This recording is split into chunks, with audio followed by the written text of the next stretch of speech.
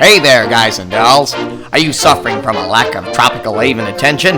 Is your bare, barren cranium devoid of a fairy aquatic caress? Well, look no further than the Professional Flamingo Hat. Keeps cool in a rapidly warming climate and is tax deductible. You'll be saying, golly gee jinkers, at this new flamingo hat.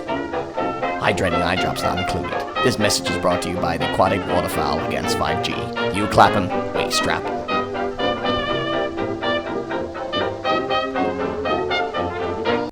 Three, two, one, let's jam. The bounty hunters, who gather in the spaceship Bebop, will play freely without fear or risky things. They must create new dreams and films by breaking traditional styles. The work, which becomes a new genre in itself, will be called Cowboy Bebop. Cowboy Bebop was an instrumental part of all our teen years. It exploded onto Australian TV in the year 2002. It is said that if you can't get into anime, you can get into Cowboy Bebop. But it's something for everyone. Truly a miasma of varying genres, that each work to tantalize and inspire viewers with leanings from film noir, westerns, crime drama, detective fiction, and cyberpunk. Visually dynamic and engrossing, its soundtrack is half the masterpiece. Being designated as Watanabe's jazz series, it sports an album of big band, blues, bossa nova, smooth jazz, and of course, bebop. It follows three titular characters, Spike, Faye, and Jet, who search for bounties in a broken solar system. Their collective pasts a constant weight around their necks, creating apathy, disillusion, and yearning. There's also Ed. We love Ed. Through the zero-gravity laser battles, mushrooms, kung fu lessons, cowboys, and heartbreak, we know that you're gonna carry that weight.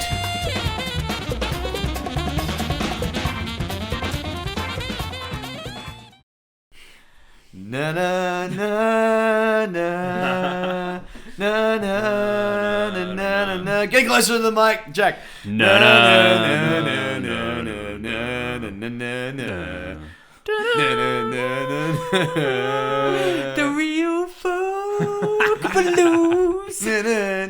Something Japanese. Something. It's a really cool end song.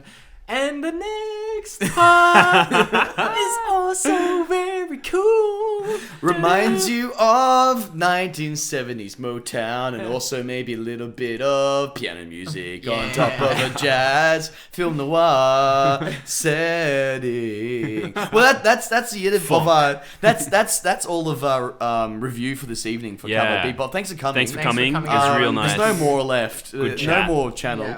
Yeah. We've exhausted all our ideas, and thanks for coming. And It's next like a week, new genre. Samurai Champloo. We're going the Watanabe trilogy.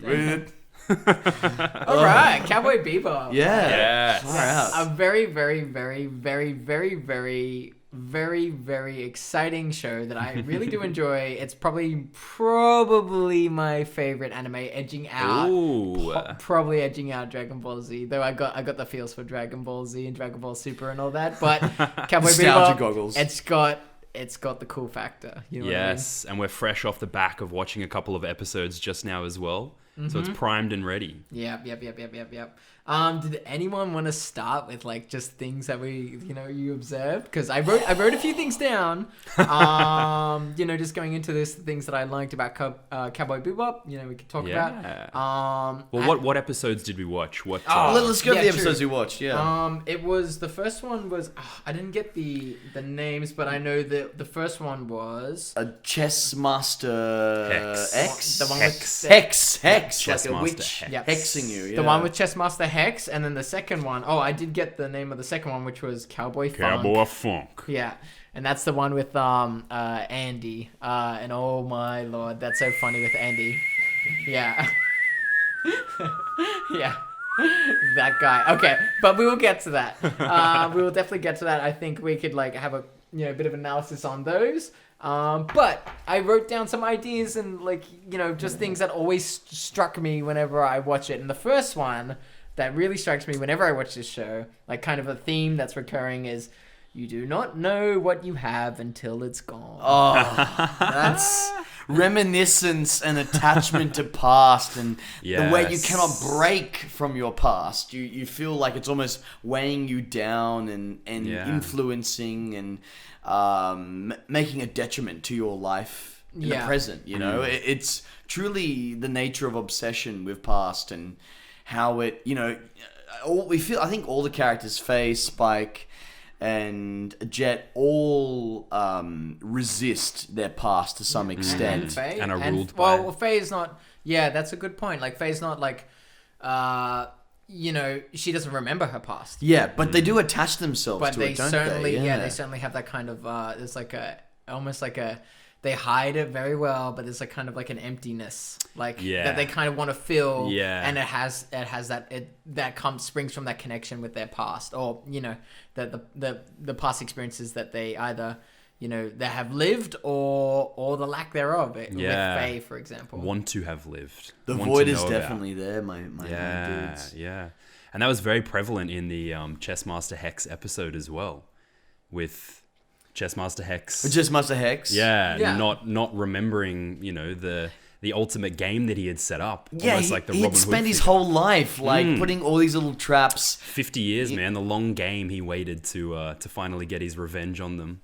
Yeah, well, Pretty incredible. Yeah, okay. Well, we could probably talk about that. Yeah, let's quite a put bit. that. So- Let's deconstruct this Yeah. paradigm. Going straight into that first episode with the Chessmaster Hex one. I can't remember what it was called. Do you remember? Anyway. I can't remember the name of the episode. Yeah. Sorry for all the diehard Yeah. fans out there. Yeah. But the point is that the one thing that it's Bohemian Rhapsody. Bohemian Rhapsody. Bohemian Rhapsody. Yeah, that's We've right. been redeemed in the eyes of our viewers. Yeah. Which probably number in 2. The three of us.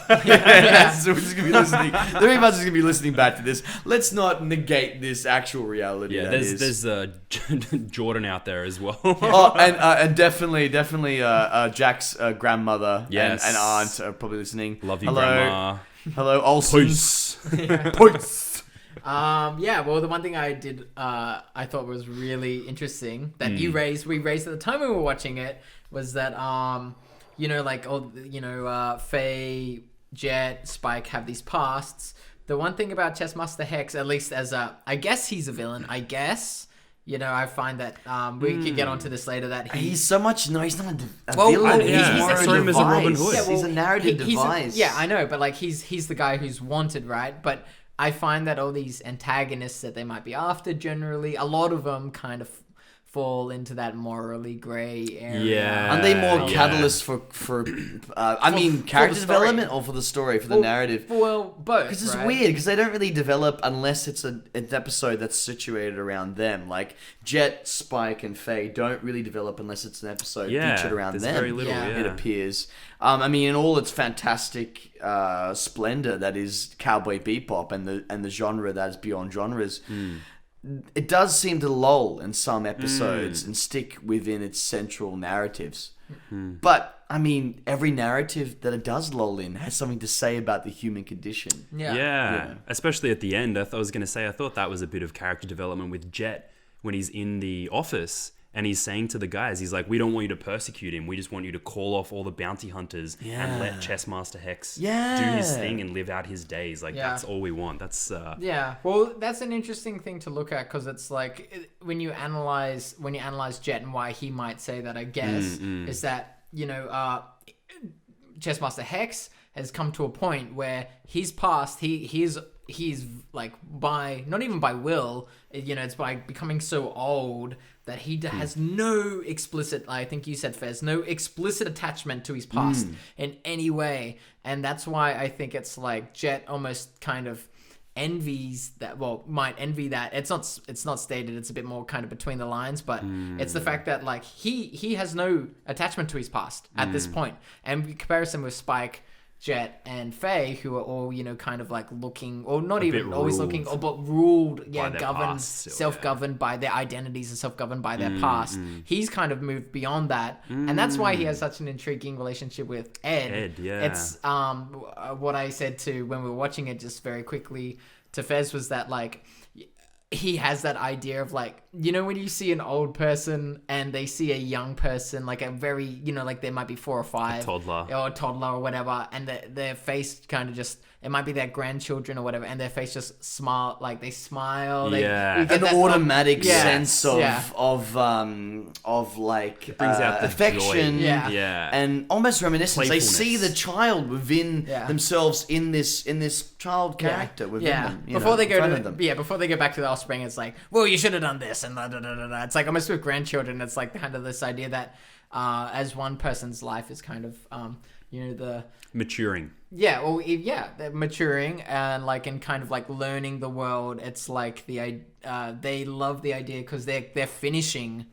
Well, you know, these, you know, older people might be coming at the end of their lives, that they just, that far back memory is like so, it's so sweet that they almost relate to the kid who kind of knows nothing in a way, you know what I mean? Yeah. And like, you know what, with dementia and all, Chessmaster Hex it looks like he's totally forgotten about that plan that he set up like 50 years ago. Yeah. And then again, in the scheme of things, in the great fabric of reality, what does our anger and our sense of revenge mean? Like that really brings in. I know it's a bit of a grasp. No, it's a bit of a grasp at no, straws. Totally. Yeah. But it's a bit of a Hamlet thing, isn't it? Like Yeah. Shakespeare's Hamlet, or you know, all the great Greek tragedies. What does Yeah. revenge mean in the scope The of end. greater being? You know. Well, that's the ironic part. He's like Chessmaster Hex got so Invested. far. Well, yeah, he got so invested, but then he went so far beyond that. He laid all the groundwork, and then he just kind of he must have gone back to his life for whatever reason. He's now so old that plan is now meaningless to him. But also remember, he planned it for the next big auto update, which was going to be like 50 years in the future. Yeah. So he knew, you know, So there was he knew every in time possibility. there was a safeguard. He you could know? be, or he knew that he Yeah. could be dead. Yeah. So he might have laid the plans, accepted that he won't be there to see it through, and made his peace with it already. Yeah, You know, yeah, that's before even going senile. 100% a thing as well. Yeah. So, you know, very interesting. Just at least that as a comparison with the idea of, you know, we were talking about past, and you know how it kind of, you know, imprisons the main three. Ed, not so much. Ed's kind of like the opposite end. It's like he is experiencing, whereas the other three have experienced. You know what I mean? He literally Yeah. starts off. I think he's like, I'm going on an adventure, like, you know, like Yeah, kind of like that yeah, whimsical. Kind of attitude with the other three are like, great. All right, again. Yeah. Should we discuss quickly the gender? What it says gonna about gender say- with Ed? Ed is Yeah. I mean, there's there's they, right? the they, yeah. So that, well, is it though? But It's a she. because it's a she. It's Well, been you referred were as just a saying she. he. Many. Oh, well, there They you go. have yeah, been you were just referred saying as she. he. I So I was know. like, is But you this know? is the thing, though. That's totally okay because Yeah, I know. Yeah. Jed is Ed is gender fluid. Yeah. In expression. I mean, Totally. they do acknowledge that it is a she quite a few times in the series. Well, it's almost said with trepidation. Yeah. It's like, I think it's a she. Yeah. But aren't you Yeah. supposed to be a girl? Like, Yeah, and then like, but Ed refers to itself as Ed is Edward. Ed, Yeah, and Ed is good. Yeah. Like, very Yeah. clever, yeah. And then like, Yeah. yeah, like I find myself even like thinking about that character. I often get caught out like, oh, like that he's doing that, and it's like, oh no, wait, no, she's doing that. Oh, but yeah, she's doing that. No, wait, he's like, it's very, Yeah, It's it's very almost- well done. Yeah, very It's well kind of done. it interlopes fluidity, and this fluidity, I think, lends into the freedom of the Yes. character as and also well. that Ed is that playful, you know, joyous, doesn't I take anything know. too seriously. And kind of- innocence also walks with Ed innocence. strangely. You know, Yes. Ed obviously is intelligent enough to know the whims and the ways of the world. Yeah. To like, you know how to hack and how to create these fantastic Yeah. creations. But Ed is freedom, and Yeah. even when Yeah, Ed and is I freedom. totally understood. like Unbound. Unbound. Yeah, I mean, yeah. when Ed meets her father, you probably remember that scene. Oh yeah. And Ed, yeah, like, Ed- it jumps, yeah. and the dad swings around and goes, "Thank you for looking after my son, daughter." Ed. Like the father is equally up in the air. This character of freedom. Yeah. So I think it's a great contrast, a great contrappasto to the other characters of Faye and Yes. Spike and Jet, who are locked in their past, who are haunted by their Rigid. past. Their trauma exudes in many facets of their character. Actually, That's so interesting, yeah. As a side note, I always find it hilarious as well, the idea that Ed's dad, like, you know, Spike's been doing this for a long time, and you get the impression he's really quite good at his job, even though he kind of has that apathy, kind of like, whimsical apathy to him. Another comment. Oh, good. Yeah, but they come across Ed's dad, and he's built like nothing else. He's He's an better. absolute He's unit. way better. He's way better than all of them. It's like, I think he tries to Spike tries to hit him, and this is Spike, who's kind of made out to be like, You know, the cool guy with some all the Jet Li, moves, Wing Jet Li. Chun, Yeah. karate, kung fu And master. this is like late in the season, and it's like, no, there's a level above you. You just don't understand yet. Yes, you're not up there yet. And he's just so cool, isn't he? He's cool and collected, but also free and laissez-faire and easy to... It's totally understandable that, you know, Ed is the daughter of this guy, because he's just so free. And I mean, his career is chasing comets that land on old Earth. I mean, you have to be... Because the constant comets that rain down from the belt that's circling around Earth in this reality are constant... you know, Well, kind of that's keeps on your toes. That's kind of a clever device as well. Is that, like, you know, he's constantly studying constant change. But then you get this idea that he is kind of the word being, like, he goes, "Oh, you found my kid," and then, like, he kind of just Disappears. He's like, it's He like exits. it's a super short attention span, just kind of almost like forgets Like about transient Ed. almost. Yeah, he just Yeah. goes boom into this other, and it's like, if that is not a reflection of the study as well, like, there's kind of some commentary that it's like that's the study of what he's doing, which is constantly ever changing, and then he is that as well. He That's- also is in this state of flux, Yeah, or it's he just himself- here and there, and yeah, exactly. And I thought, like, ooh, That is an interesting not a bad little point, idea Yeah, there. yeah. Yeah. I do like that.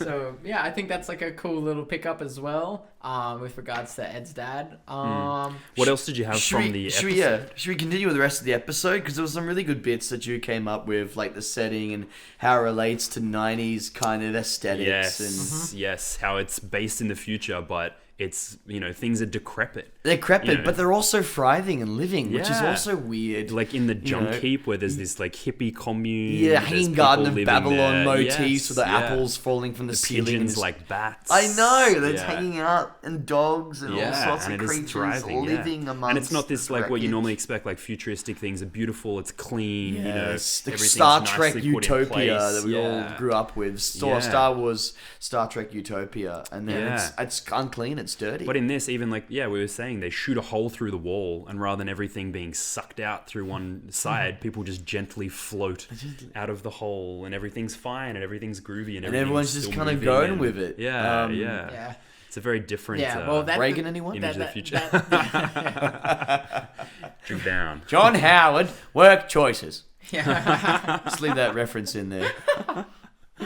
Well, Gets yeah. better with I mean, age. you do get the idea that at least when they go to, I guess is it a compound? Whatever. When you go to Chessmaster Hex's, I guess where Commune? his hideout. Yeah, it's They say it's a junk heap. a junk Junk heap, Yeah. it is. It's a Like, junk it's a heap. collection of spacecrafts Yeah. melded and welded together through time Yeah. and through Yeah. crash. But with more, each other. yeah, like, with that though, you really get that the atmosphere is. We said at first that music that was playing is kind of inciting, like, kind of Egyptian, Babylonian. It was very Phrygian, Yeah, off yeah, tones, yeah, very very like off-tones. Eastern Arabic Yeah. kind of Phrygian Yeah, scales. and you get this idea that it's like kind of like this, this super alternative grassroots kind of Yeah. commune in space. In space, yeah. Yeah, and that's really funny as well. That guy, Jet's rival, also he becomes so, because he really wanted to get the bounty, and at the end he Yes. becomes so resolved to like, oh, it doesn't mean anything. None of these jobs mean anything. My No, life but is before completely this, he loses superfluous. it, right? Well, he He loses totally it. has a mental Goes breakdown. off the He- deep yeah, end, but then- and that's where he finds bliss after that, right? Yeah, because he's like nothing. Ego yeah. death. Yeah, Ego, maybe. yeah, Yeah, he literally yeah, has yeah. ego death and is like Yeah. whatever, starts smoking with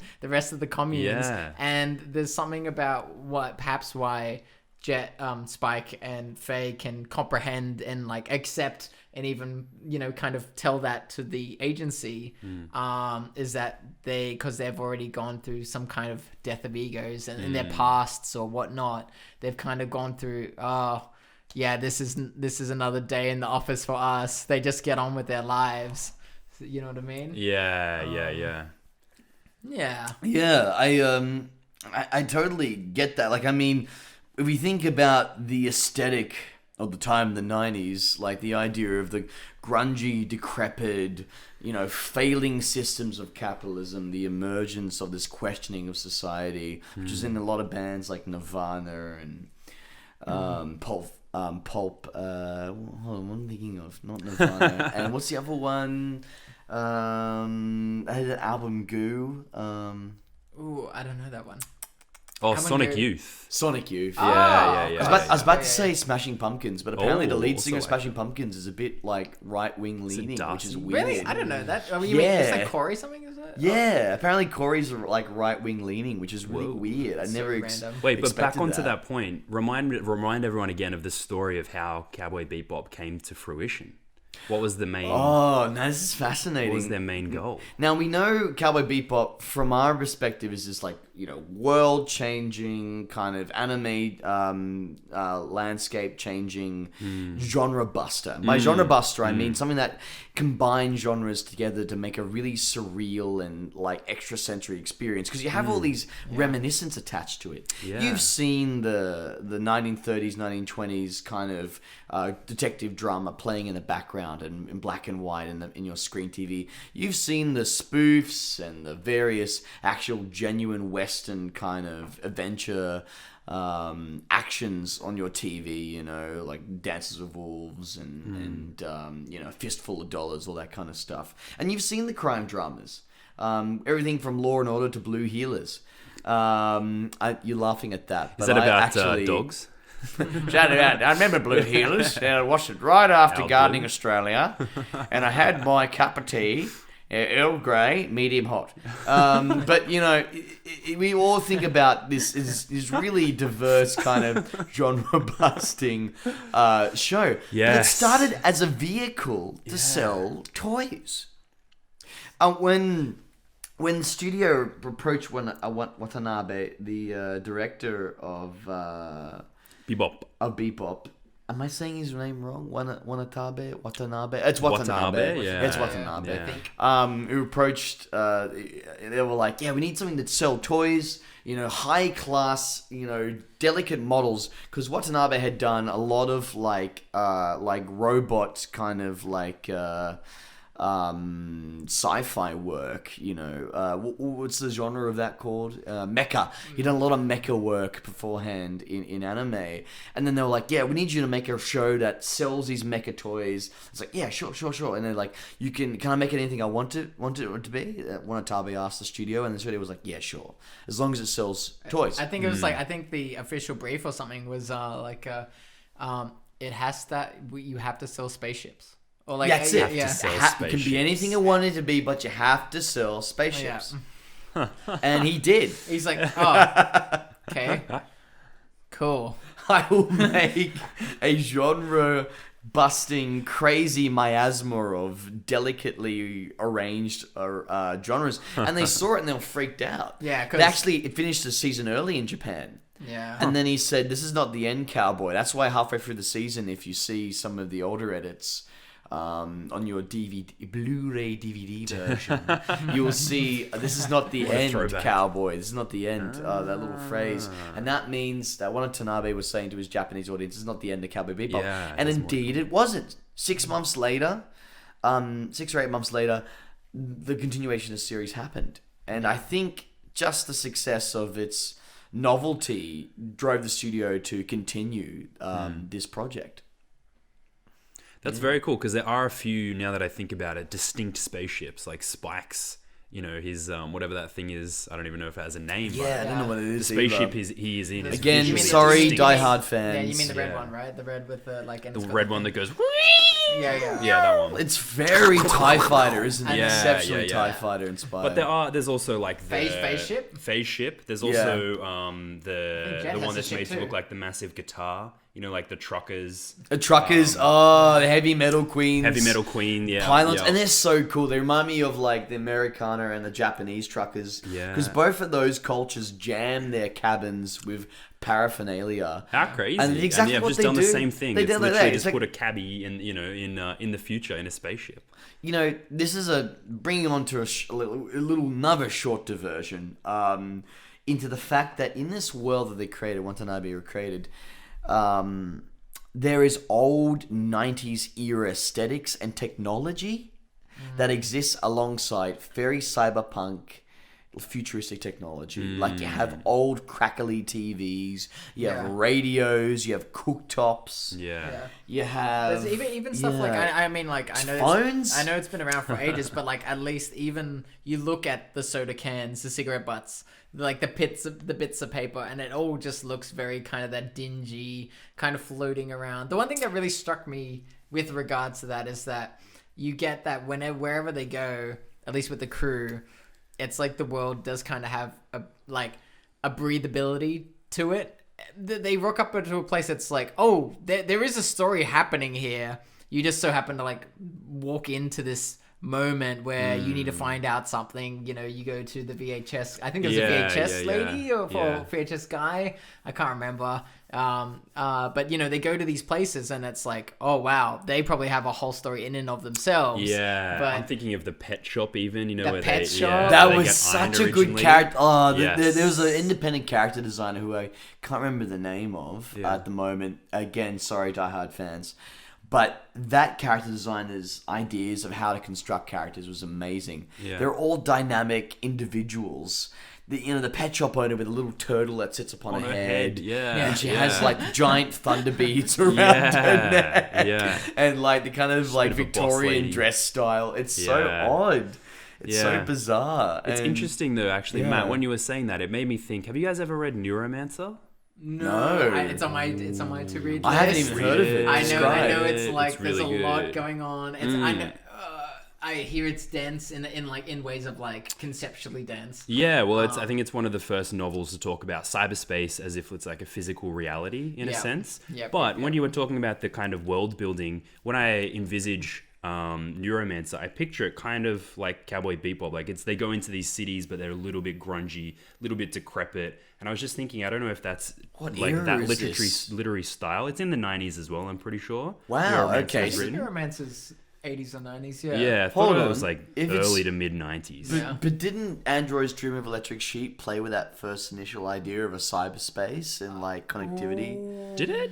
Because of the replicants and like. you But know, not as in people entering cyberspace. This is Yeah, in like a Neuromancer. virtual they, reality. They go I see, into got virtual virtual reality. reality. As That's opposed, the as first opposed thing. to saying what human qualities does AI have and how Well, I they was should going be to say, treated. I won't spoil it, but it does center a It's bit touch on on that. sentience of AI. That is a big and- topic for the 20th yeah, century because so everyone was interesting. like, have you heard of the idea I have no mouth and I must scream?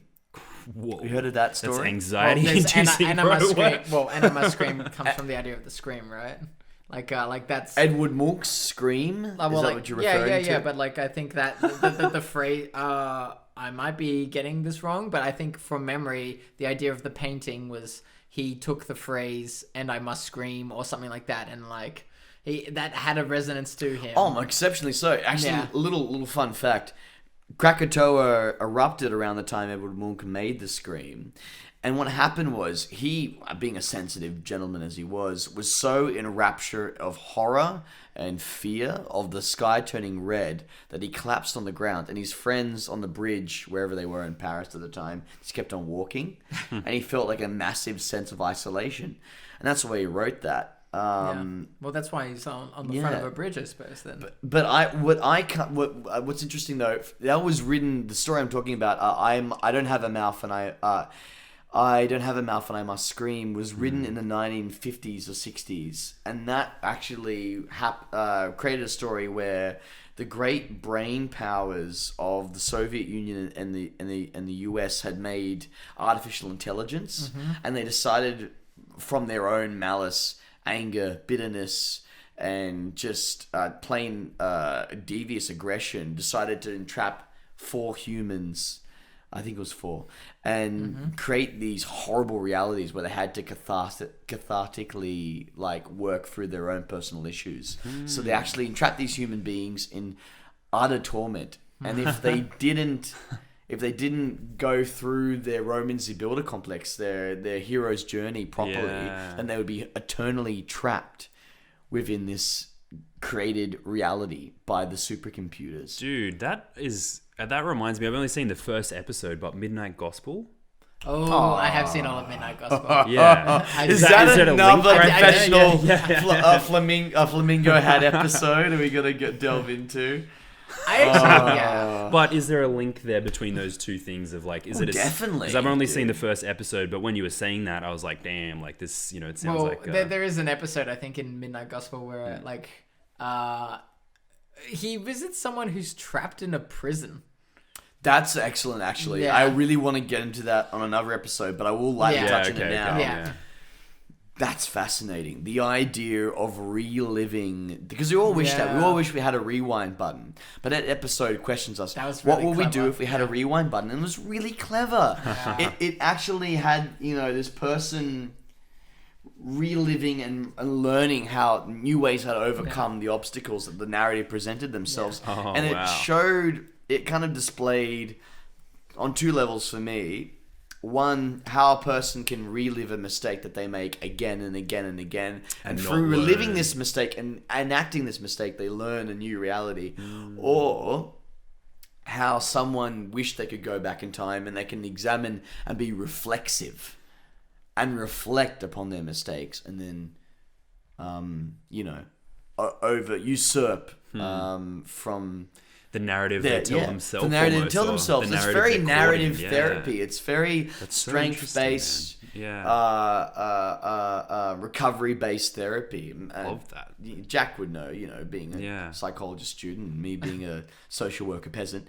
Don't say that, dude. You're Don't out on the front lines. I'm gonna be in the front lines, and I'll give you I'll be like, yeah, I got your housing and food. Yeah. Now go to Jack. Go. That's gonna be. All right, we're diverting from the plot. Bring it back. Bring it back, okay. Matt. Yeah. All right. Well, look. I mean, we could talk about some more of the themes, or we could talk about the other episode we watched. Let's talk about the other episode. I think okay. it's about time. So the other Such a episode. good episode, man. Cowboy funk. Cowboy funk. Okay. Colonialism and identity kind of questions. There's a lot stewing on this episode, and you could really take this episode at its utmost base comedic value that it has, and then or you could go the whole. But what's it all about, Matt? Yeah. Or you could go the whole whole mile. Yeah, the whole 9 yards, Yeah. and you can go, oh, that's actually so much deeper than you anticipated.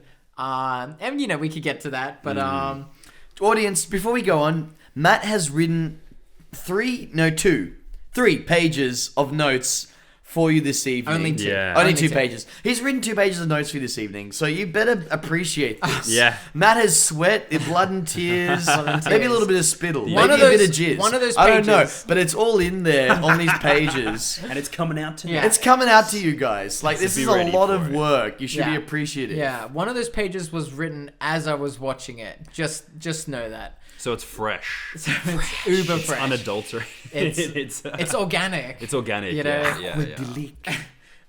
Okay, well, first thing I noted about Cowboy Funk is that you get the feeling that Andy, which is, you got the main crew, Spike shows up, he's taking on this guy who's a terrorist, I guess. He's known as the Or Titty is he? Bomber. Well, we'll get into that. But for the most part, he's a terrorist. Yeah, he blows but, shit up, but terrorist with philosophy. Ooh, you know what I mean? And what is that philosophy? Yeah, It's morally gray area. anti-capitalism. Yeah, exactly. But you get the idea that you get the feeling at least that Andy is, oh my god, he is the biggest blow-in you've ever met. Like Spike is this idea. Spike. That terminology is Yeah. giving me Yeah. bullying like childhood Yeah, recoils. it's like, you really get the idea of like blow out, you blow in, because he Spike is this cool I'm a cowboy collected Yeah, apathetic sure of himself. but it also kind of has that cowboy twang to him, but it's not overdone, right? Andy is like he is so comically annoying yet charming. He is that idea of like, okay, what if we took Spike's cowboy gunslinger kind of coolness and just ramped it up to 11. You Flanderized the hell out of it, so you basically it's completely shallow. It's different, yeah. Put it's some Kevin completely Parker There is different. reverb on that. there's no substance to it. Yeah, it's like So that. put some Kevin Parker reverb on that. I did, Jack, and I'm not sorry. I love it. Yeah. Well, yeah, you get basically it's all style, no substance to this guy. Yeah, yeah. And that's why it's so funny with this episode, because it proves that the Teddy Bomber, he's always going like, I'll show you my plan. The reason for this is, and then you hear the Yeah. You're like, what's that? And everyone diverts their attention, and oh my gosh, In this walks guy- the lone cowboy the lone riding his cowboy. horse. And this guy wanted to get off this message about like, oh, I had this message, sir, and then whistle blowing hits. And what does that Yeah, mean? What does yeah. that mean? Like, Well, basically, the whistle blowing and the whole cowboy the story changes. facade in front. What does that mean when Well- that overtakes the socialist anti-capitalist message of this bomber? yeah, basically, the guy it proves Or maybe in a not way socialist, that but anti-capitalist, It most proves in one way or another that no one actually cares about whatever the terrorist message is. No one cares. Like, the narrative doesn't care. Andy always comes in and destroys the message, and you get the idea that maybe it's Andy who just doesn't care, right? He literally hijacks. Like, the episode was going to be about the Teddy Bomber, and I have these values, and that's literally what the episode was going to be, or at least it leads you That's on what to they think. want you to be. It was someone- parodying yeah, itself yeah, almost. yeah, It's a self-parody of yeah. the Yeah. kind of 'Cause- narrative structure of the Yeah, series 'cause in each they- episode beforehand. Exactly, because basically, with that other episode, Chessmaster Hex, they have this big grand moral message that like, he's forgotten his plan. So it's like, what do you do to a guy who doesn't care anymore, and he's on the way out anyway. He's old and decrepit and doesn't done. forget. It's like, well, what do you get with? And then like, before you get to that message, this guy just blows in, and he completely destroys the message. He hijacks the story's episode. I would even say that it did change the story, but the story becomes about Spike and Andy. It becomes this duel, like this dance between two Well, they're egos, so right? similar. That's the thing. These And that's the combating focus. egos. It takes you away from the philosophical terrorist who's trying to point out this evil, and the story becomes about the dance of these two egos. He becomes an afterthought. Yeah. He becomes like in all his sincerity and all his meaning, he becomes an Yeah. afterthought Yeah. in the dance Yeah. of egos. Comes second it's to like the- these two egos are like battling it out. But then you also do get the impression eventually that the narrative itself confirms that you probably shouldn't care, because let's also remember Big Shot just pretty much just totally ignored. Oh, what was the message about? So the message is about we're out of time here today. So, Out of time. So it's narrative confirmation that no one cares. No one Yeah. cares about what this guy is on about. And then finally, when you do find out that what he's on about, you actually find out that Andy's he's talking about, I think it's at the end when he's arrested, he says Sorry, the bomber, the Teddy bomber. the not Teddy Andy. Bomber. Teddy Bomber. He When the Teddy says Bomber's that capitalism without philosophy. It's the shallow world we live in. It has no depth, and people building skyscrapers and whatnot, and all people can care about is, and then Oh, he doesn't even whistle. he doesn't He just whistle. Hey! He goes, hey. He rides blows up on in. the side on his horse. Yeah, and the idea is that without philosophy, Andy is the embodiment of the cool thing without any of the deep Any rich backing, yeah. any of the rich cowboy stuff that comes with it. It's just he's so shallow. Like, But also, that's the cowboy trope that that you see in movies, I was right? just about to go on it's that. the cowboy Jack trope that Little people Rib, man. identify. That's what we've been given to work with. That's totally true, and we actually, I sent the video to these two dudes beforehand about a summary I think it's called Steak Guy. I can't remember his something with steak. But he does like a 40-minute review about the West, colonialism, and Cowboy Bebop. He talks about how we have this like idealized idea of what a cowboy is, and that's subverted in this episode, as it was subverted throughout history. Like in the early 1800s, The pioneer spirit. Oh yeah, totally. The idea of the manifest destiny, march across the West and civilizing the world, and a cowboy being this civilized character in a world, or a just civilized character in a world of chaos owned by criminals. Or perhaps not. Perhaps maybe an outlaw. An outlaw in this. But there still is that respect amongst thieves. You know what I mean? Like there is still that. But like, that's why Spike hates him so much, because it's like he doesn't embody any of that. He just literally. Like, that's why he rejects his food on principle, because basically Andy, in a way, like, Spike is this cool guy, and they've set up, like, I think, like, 18 episodes to establish how cool Spike is for the whole story, is that Andy exposes Spike. He exposes this idea of, like, oh, how cool. He deconstructs it, and it's like, well, is this what you think is cool? And Spike is like, you're making me look bad. You're making me send out, I think, you're making me send out this message that, you know, like, oh, this is what it takes to be a cool cowboy. You know what I mean? But really, it's like, oh, like, too much overkill, you know what I mean? Spike's a bit more nuanced about it. I didn't think it was because he highlighted what Spike disliked about himself. I thought it was because he didn't have that background. He didn't have that grounding in the culture that Spike had. I think it's grounding in emotional weight. He comes from a very wealthy family, and Spike has suffered through being part of the mafia and having his love of his life. You know, well, that's it, right? That emotional dynamic where it's like Andy doesn't have that. Yeah, and that's what I thought. Spike I think the hated idea him for. That's it. Yeah. I think Spike doesn't like him because basically has this, you know, he's given this kind of big, deep backstory about hurt, you know, like love loss, and all that kind of stuff, and you know, being with like basically criminal organizations, and he uses this front to hide it, this facade of being kind of a cowboy, apathetic, kind of cool. You know, not really too cool for school. Like nothing's gonna hurt him. Half tucked in shirt. Hair is kind of done. Shirt is kind of done properly. You know, he wakes up in the morning and gives it a bit of a tussle. Yeah. You know he does it. It's half ironed. Like, you know, some care, the but not tie's always really all the way down. But in every other button on the suit is done up. Yeah. So it's this idea that he's kind of cultivated this look, this defense mechanism, so no one can get to him. But then someone literally. Like this guy, he hijacks Spike's thing in this regard as well. He's like the supreme hijacker of the episode. And interesting that Andy doesn't care if people see through his facade, because he can always just adopt another facade and move on to his next thing. Luxury, has the I dare say the word privilege.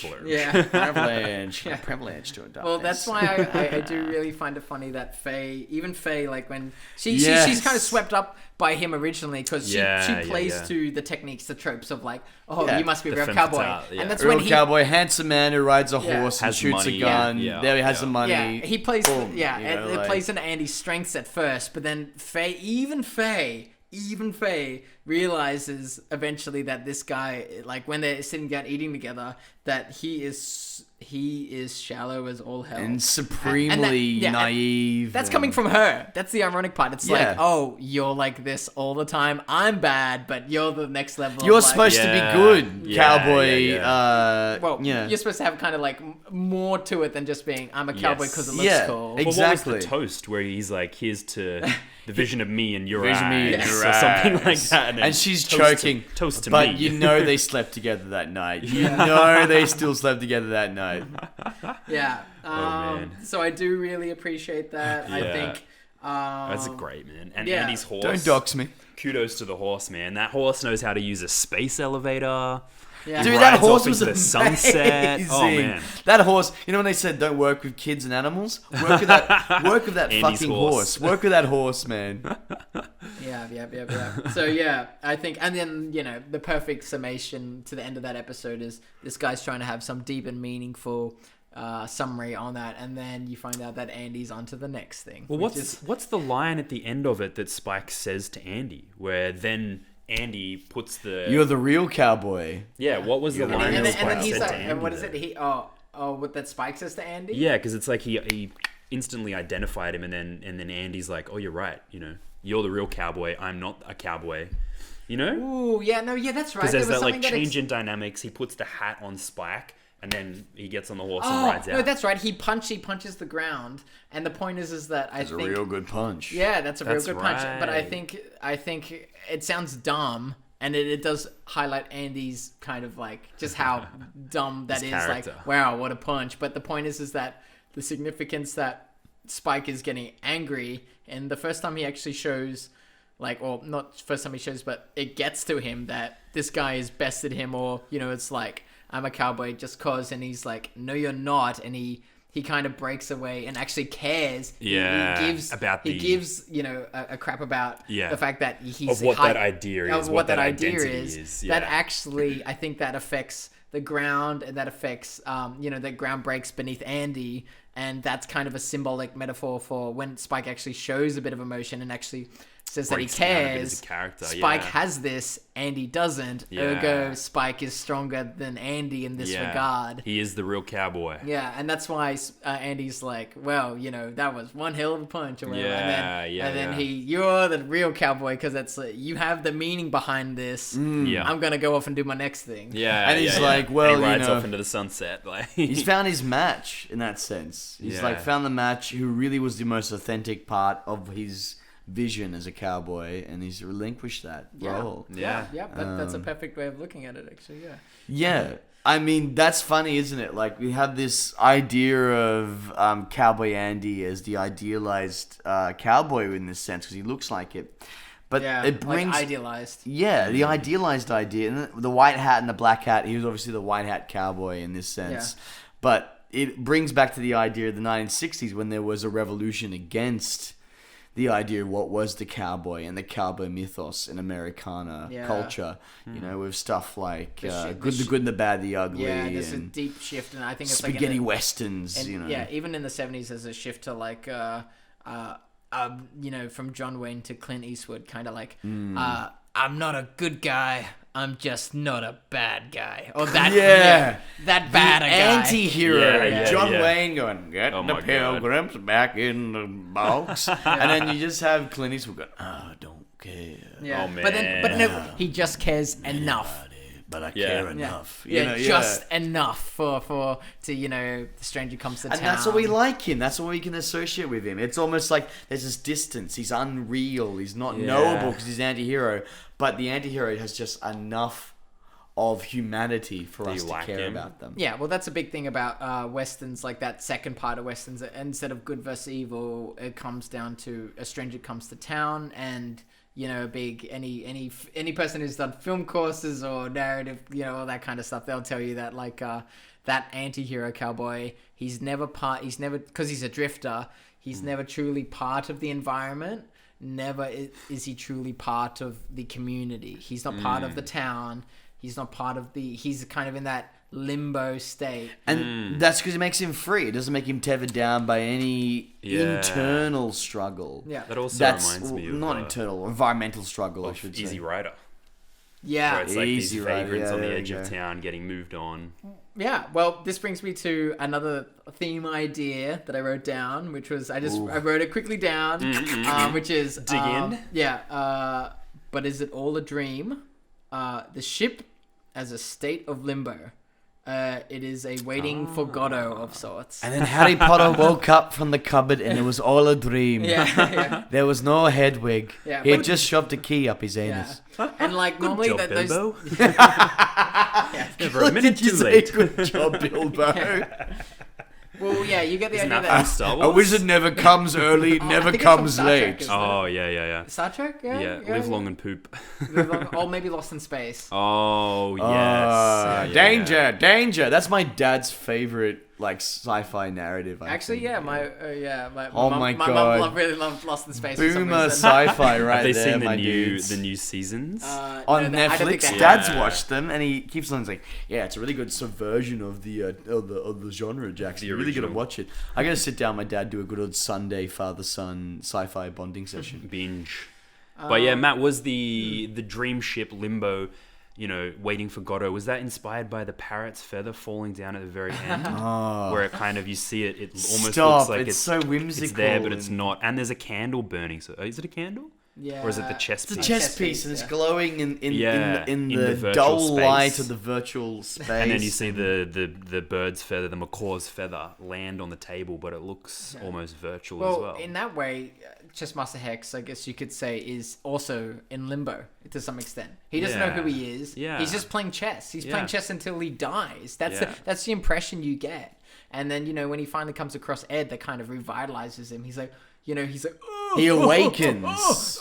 And he kind of gets into it, God, this is getting too real. It And ends ideas on a of checkmate. Yeah, it ends on dementia. checkmate. And then closes his eyes and goes. But I love that point you were bringing up before about how Chessmaster Hex he has that joyous side of him that's brought out by playing a game of chess with Ed. I know. And It Ed unlocks has his that innocence.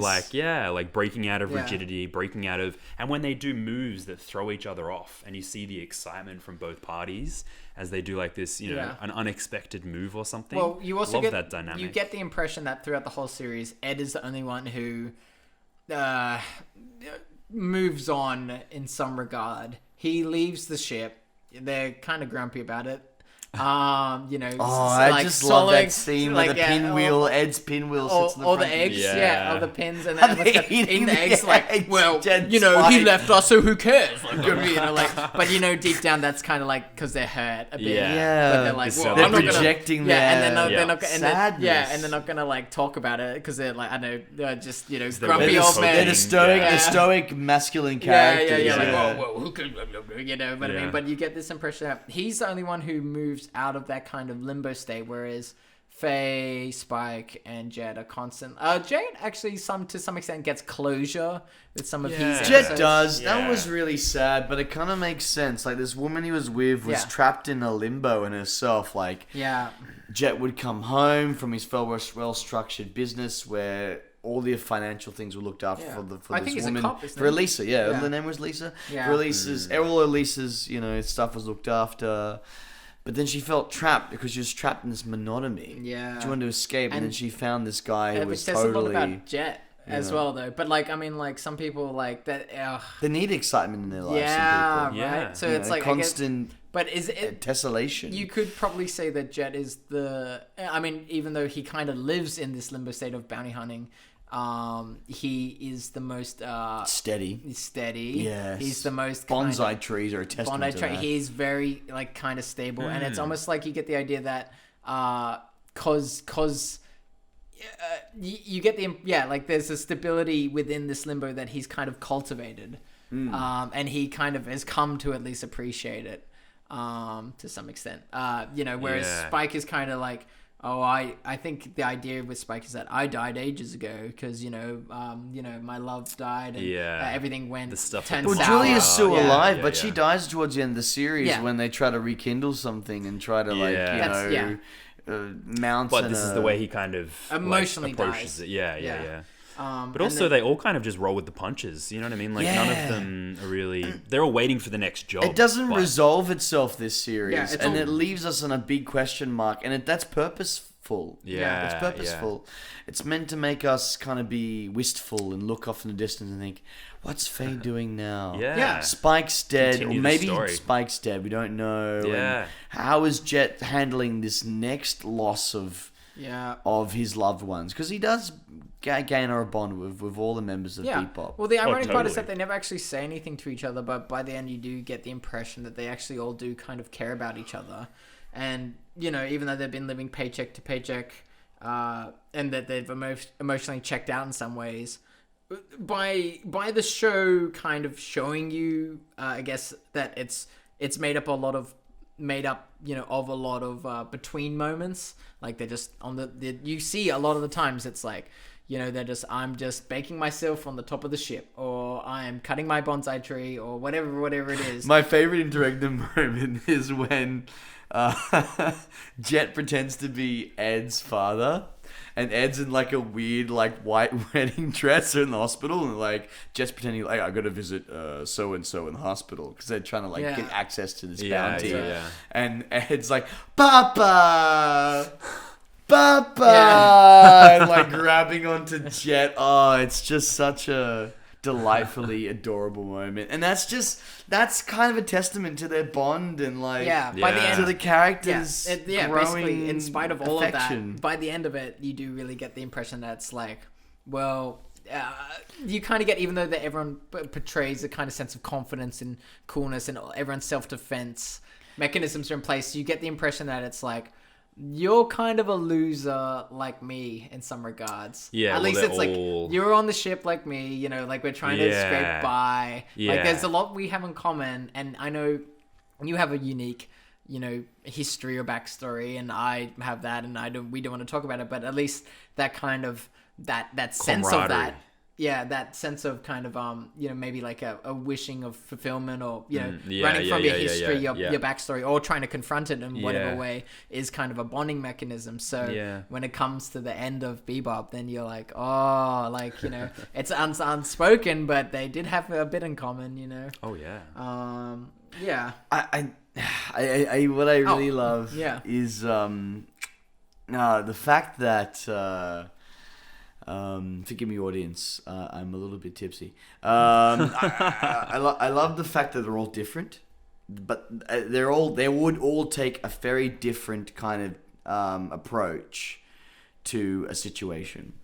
Like, it's almost like the writing within Adventure Time, or the writing within 30 Rock, or the writing within Seinfeld, Rick and Morty, just these peculiar... Three very different characters taking three very different approaches to the situation. Totally. But yet they still, as you said before, they connect on that struggle. They're all losers that are attached to their pasts and weighed down by it, that are in a very serious situation of scraping by, but they all take different tacks to it, and that's what's really important in narrative writing, in writing a narrative, for all those writers out there who are listening, is making very different characters who have almost similar experiences or can connect on different levels emotionally and psychologically, but will take different approaches to the narrative and to the complications of the narrative. Yeah, and it begs the question. I think this is probably the last theme that I wrote down, which was that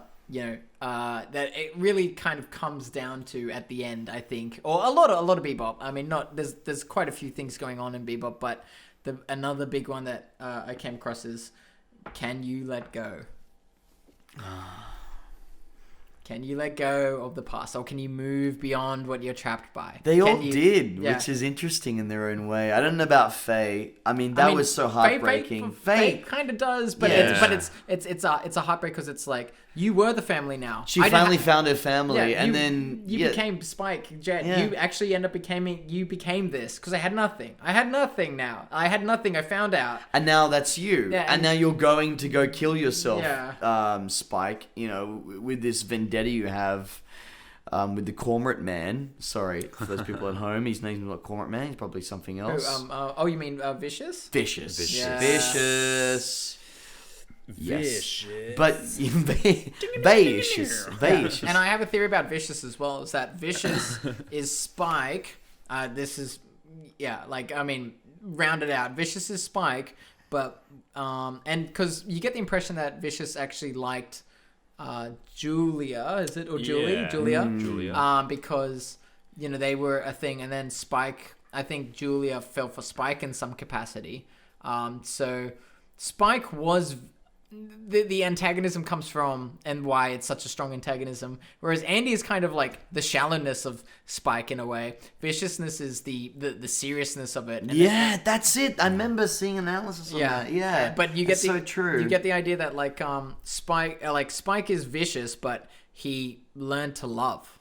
Like, he learned to actually care for something for once. Yeah, and then that's, you know, he moved on to the next thing in his life. He was like, we could run away, and that's the only time you ever hear that kind of commentary come from Spike, like that kind of optimism, this wistful optimism, you know. And Vicious almost is like, he couldn't move, he refused to kind of move beyond that, which is maybe what Julia saw in Spike, and that's why Vicious is kind of this cancerous effect on the story, at least on Spike, because whenever he's mentioned, it's like, he is like me, but he's kind of may possibly regressed. Like he never got out of step he never one. broke past Yeah, that. he He never- never broke past that. Yeah. He's just he's absolute violence and a wild abandonment incarnate. Because you look at Spike and Vicious in a lot of the flashbacks, and they're smiling together. They were friends. Yeah, they were totally like best friends. But then it's almost like Spike developed this kind of kind of human touch,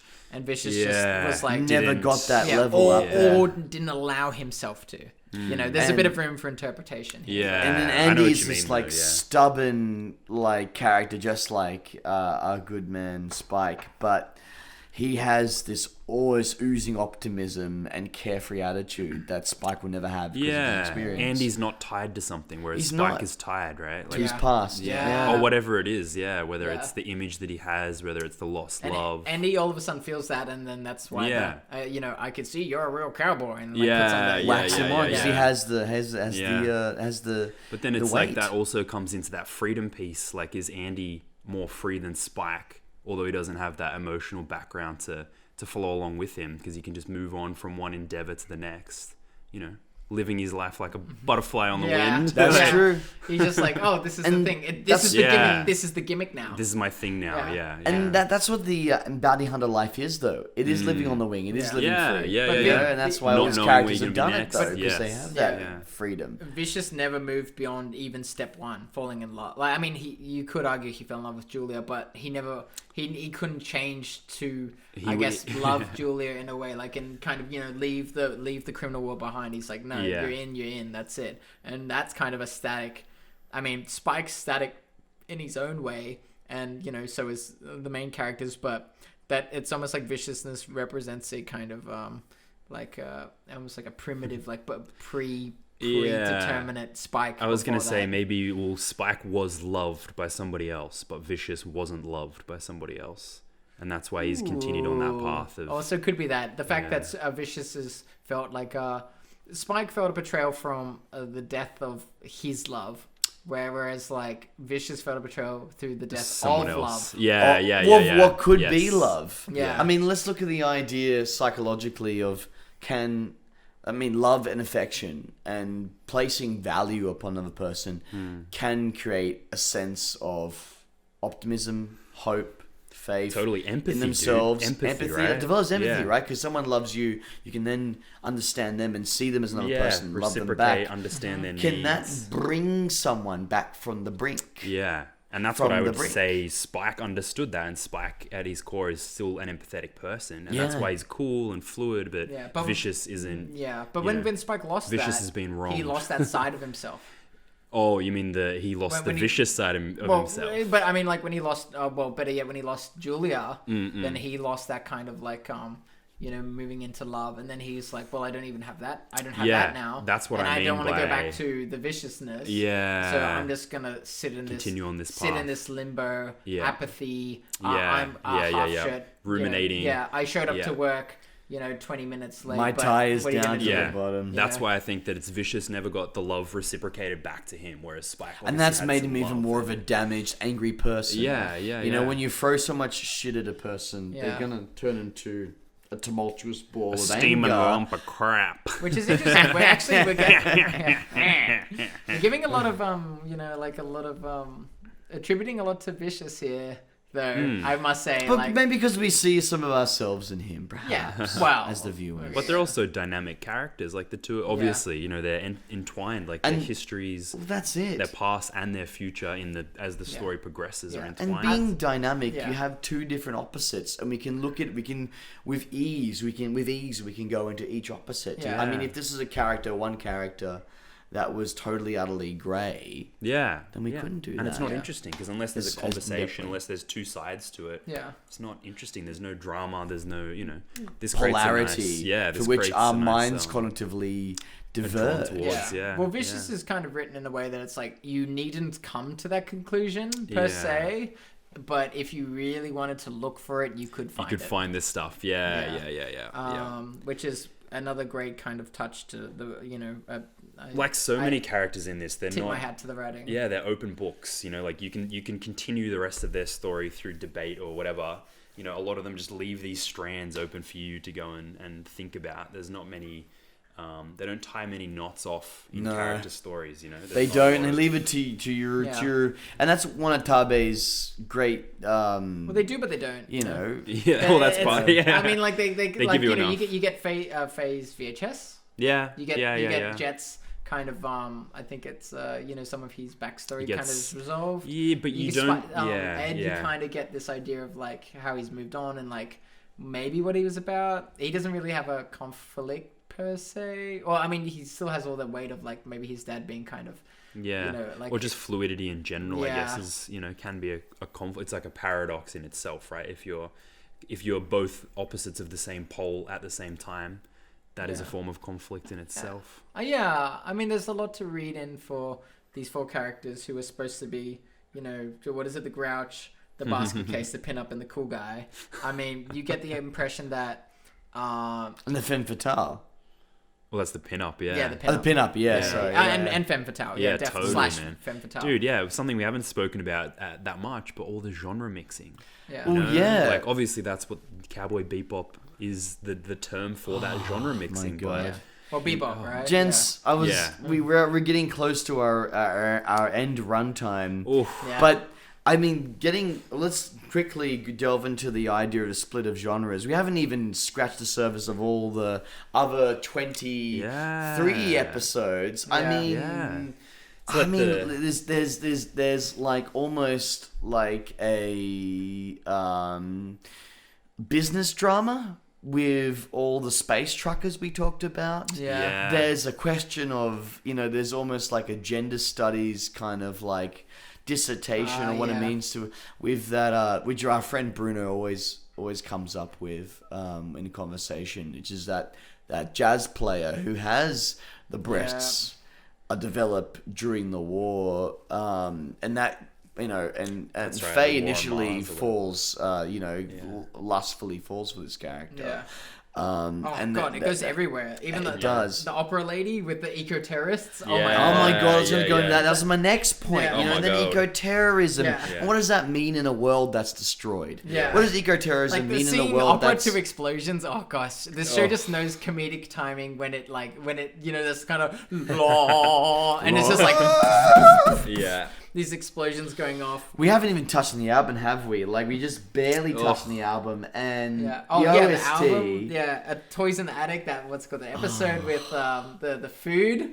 Don't leave food in the fridge. Yeah. Oh, yes. Yeah. The homage to Alien. Yeah, like, yeah. Oh my I God. think that and the sea lark in that environmental episode, and also the weird little creature that's on the end of Mushroom That- Samba as Mushroom well. Summer, the little Yes. creatures on the lure. And that Yeah. episode, that's the only little glimpses we see of alien life in this universe. And then- and we think, wow, it's so underplayed, but it adds that extra essence of mystery to Yeah. the narrative and to the world and to Yeah. the milieu and the We setting. we haven't even touched on that episode. My gosh, that episode with the is it Pierre Le Fou or something? The French, the guy who could like float and he's just like a madman. Oh, can't be that's killed. weird. And all those weird Oh, carnival kind yeah, of moments. and the way something that's- out of Thing. Yeah, Or It. Yeah, Something out of It. Yeah, and that Spike just ultimately gets done by this guy who's just like he's just like a killing machine. And then he foils himself. That character foils himself somehow. No, that's right. I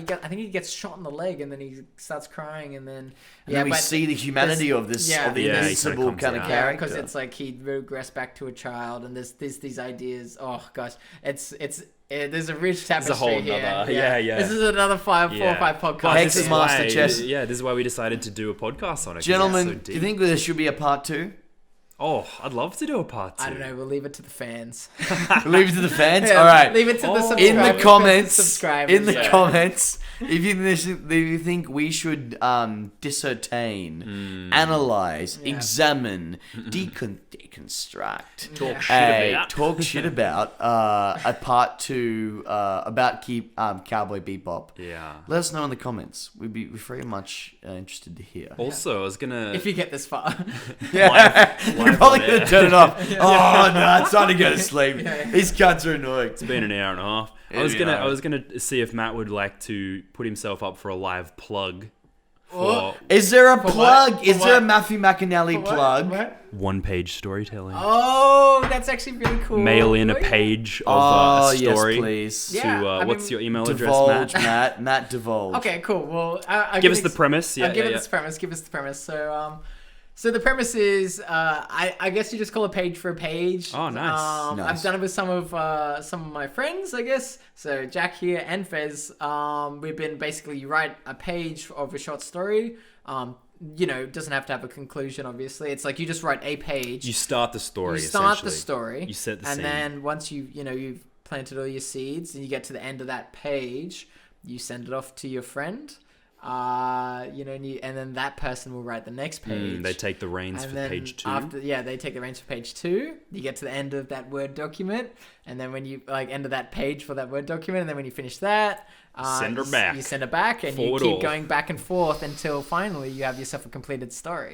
It's a conga line of narrative and characterization, and we open it up to you, dear Yeah, well, I was Yeah. gonna say, if you're happy to do a live plug, Matt, like, Yeah, well, look, would you be happy okay, for... yeah, I might as well put it out there. Yeah. I've got a few on the run, but I'm so more than happy that any of our friends who are listening to this and they want to write a short story, Or I'm you've sure- friends come- of friends. You've or come friends this of friends. far on the journey Yeah, with you've us come this already. far on the There's journey. a little You can piece write, on top. write a page and either send it to myself, or I'm not sure if Fez or Jack are taking any. No, definitely not. Too many projects. I'm Too many sorry. projects? Okay, Fez is too busy, but I don't know. Maybe Jack might be interested. But write that page and then send it to either through. to one of us, and we'll write a page back, and then we'll write a page, send it back, and then hopefully we get to the end of the story. Maybe we could even do like a doc or something, and people can continue the story themselves. Oh, open it to the that'd be public. spicy. And then Yes. people just write the story out. Yeah, look. in lifetime. All right, lay- if you're lay gonna to do a that, page. I'm willing to commit a page. Yeah, to that dude, that's a cool business. idea. So if 3 of us, maybe we'll do a page each. Yeah. Put a link up. People can continue the story on. We'll come in from time to time, whatever. Oh,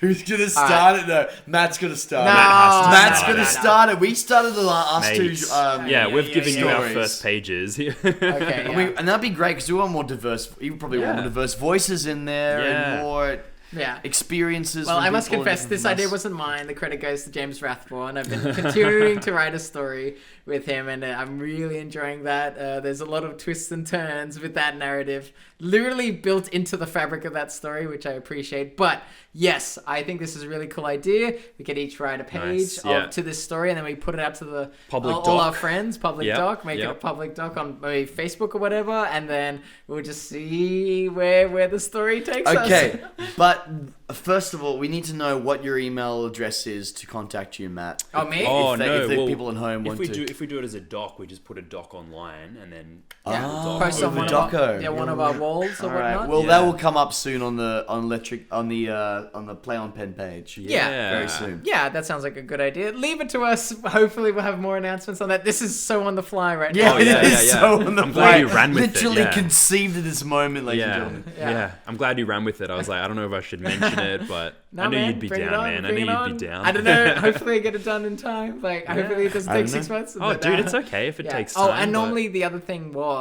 is that when we've been writing this is that it's been there's a week turnaround.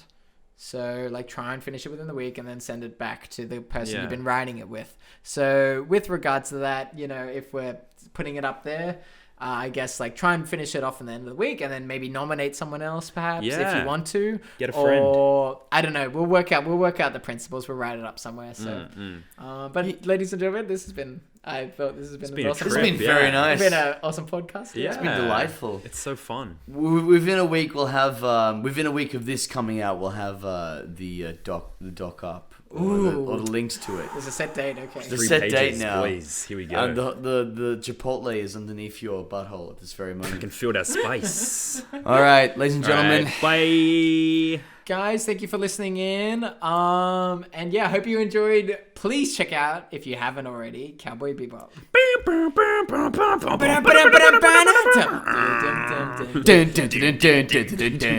gotta get the voice and stuff together. Blow up this whole cinder. Okay, 3, 2, 1, let's jam. ba-dum. See you later, cowboy. See you later, space cowboy.